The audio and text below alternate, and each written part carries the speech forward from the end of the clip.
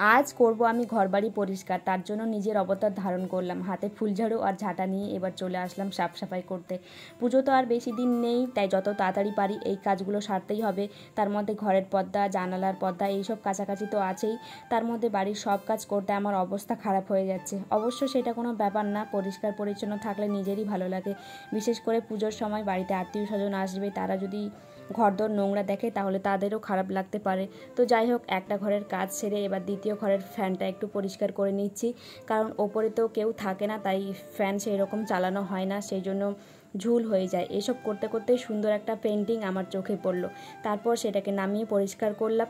এই দেখো কত সুন্দর একটা আর্ট, এত সুন্দর একটা জিনিসটা পড়ে আছে তাকে, তাই আমি আমার ঘরের দেওয়ালে লাগাবো বলে নিয়ে এলাম, কিন্তু কোনো বুদ্ধি পেলাম না কিভাবে লাগাবো। তাই আপাতত খাটের ওপর রেখে ঘর গোছানোর ফাইনাল লুকটা তোমাদের সাথে শেয়ার করলাম। তো আজকের মতো এখানেই ভিডিওটা শেষ করলাম। সবাই ভালো থেকো, টাটা।